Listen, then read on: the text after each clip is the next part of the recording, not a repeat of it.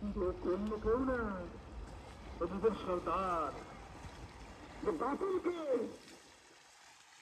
বাতিল চিন্তাকে ধ্বংস করে দিয়ে হককে চিন্তা করবে, এই শয়তানি জাতকে ধ্বংস করে দিবে।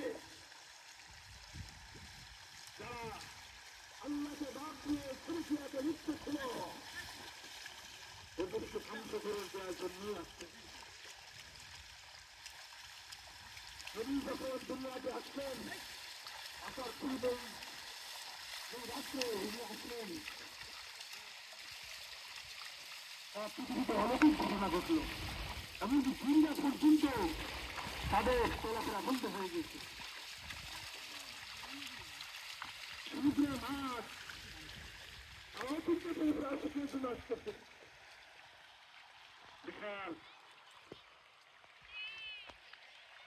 জঙ্গলের প্রাণীরা পর্যন্ত স্তব্ধ হয়ে গেল।